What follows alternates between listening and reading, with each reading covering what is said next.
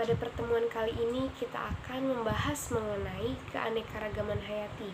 Nah, kompetensi dasar pada pertemuan kali ini yaitu menganalisis berbagai tingkat keanekaragaman hayati yang ada di Indonesia beserta ancaman dan juga pelestariannya, serta menyajikan hasil observasi berbagai tingkat keanekaragaman hayati di Indonesia dan usulan upaya pelestariannya.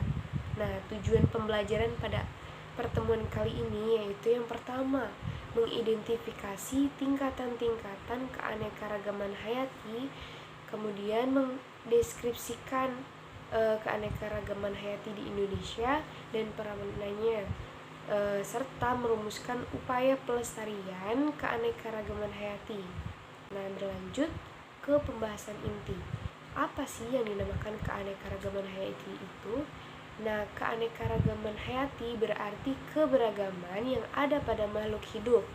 Keberagaman ini dapat ditemukan pada tingkatan gen, spesies, dan juga ekosistem. Keanekaragaman pada makhluk hidup ini terjadi akibat adanya faktor genetik atau faktor keturunan dan juga perbedaan faktor lingkungan. Mungkin di antara kita menemui banyak adanya varietas pisang yang sering kita temui seperti pisang susu dan juga pisang tanduk. Meskipun sama-sama merupakan pisang, tetapi bentuk, ukuran, serta rasa pada pisang-pisang tersebut beraneka ragam. Nah, inilah yang disebut dengan keberagaman hayati pada tingkat gen.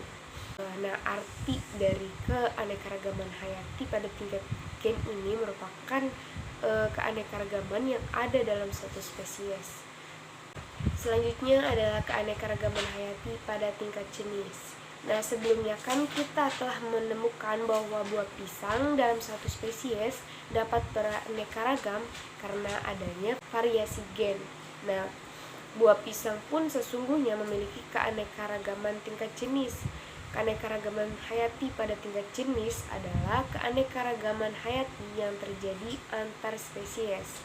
Nah, sering kita perhatikan bahwa pisang kutuk, pisang emas, dan juga pisang raja, meskipun ketiga-tiganya merupakan tanaman pisang, akan tetapi mereka berasal dari spesies yang berbeda. Nah, masing-masing spesies pisang tersebut memiliki perbedaan bentuk buah, ukuran buah, dan juga rasa pada buah pisang-pisang tersebut. Selanjutnya adalah keanekaragaman hayati pada tingkat ekosistem. Nah, Indonesia dengan bentang alamnya yang luas memiliki keberagaman ekosistem seperti hutan hujan tropis, hutan bakau, dan juga sabana. Hutan hujan tropis dihuni oleh tumbuhan yang beraneka ragam, mulai dari yang berukuran kecil hingga pohon besar. Selain itu, di hutan hujan tropis juga hidup beraneka ragam hewan. Nah, pada hutan bakau terletak di rawa atau pinggir pantai dan hanya ditumbuhi oleh tanaman mangrove. Hewan yang biasanya hidup pada hutan mangrove ini yaitu ikan dan juga burung laut. Sedangkan sabana merupakan suatu wilayah yang didominasi oleh tanaman jenis rumput. Hewan yang hidup di dalamnya juga cenderung mamalia kecil dan juga burung. Nah, ketiga ekosistem tersebut memiliki perbedaan yang dapat dilihat dari jenis tanaman, jenis binatang, keadaan tanah, intensitas cahaya matahari, dan juga curah hujan pada ketiga hutan tersebut. Nah, perbedaan yang terjadi pada ketiga daerah ini disebut dengan keanekaragaman hayati pada tingkat ekosistem. Nah, arti dari keanekaragaman hayati pada tingkat ekosistem ini yaitu suatu keanekaragaman yang terjadi antar ekosistem. Selanjutnya adalah keanekaragaman hayati yang ada di Indonesia. Nah, telah kita ketahui bahwa Indonesia termasuk negara yang memiliki keanekaragaman hayati tertinggi. Wilayah Indonesia ini memiliki curah hujan yang tinggi dan cahaya matahari sepanjang tahun. Nah, keadaan inilah yang mendukung hidupnya berbagai organisme sehingga Indonesia memiliki keanekaragaman hayati yang tinggi. Nah, fauna Indonesia ini dapat dibagi menjadi 3 wilayah. Yang pertama, wilayah barat, yang mencakup Sumatera, Kalimantan, Jawa, dan juga pulau-pulau kecil di sekitarnya. Kemudian yang kedua adalah wilayah tengah, yang mencakup Sulawesi dan juga Nusa Tenggara, serta wilayah timur yang mencakup Papua dan pulau-pulau yang ada di sekitarnya. Hewan pada wilayah barat memiliki ciri-ciri yang sama dengan hewan yang ada di benua Asia. Nah, sehingga hewan tersebut disebut dengan hewan asiatis.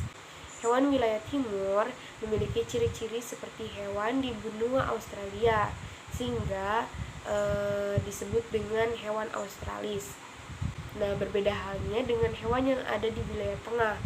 Hewan wilayah ini memiliki ciri-ciri peralihan antara hewan asiatis dengan hewan australis. Contohnya adalah komodo, anoa, dan juga meleo.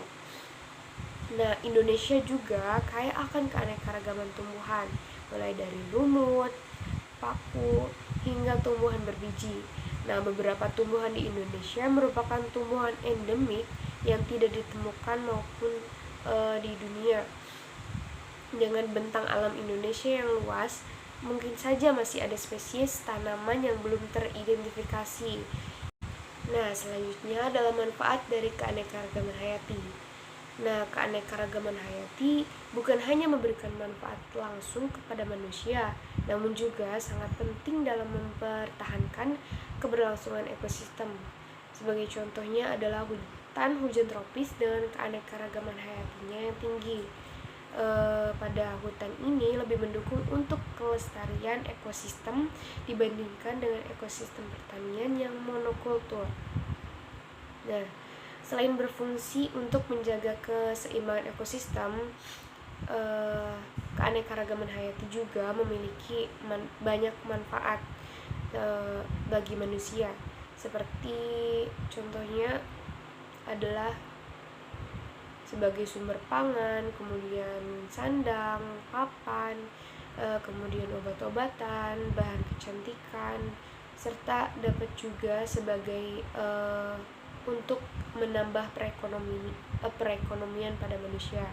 Selain itu, juga sebagai sumber ilmu pengetahuan bagi kita sebagai kaum pelajar.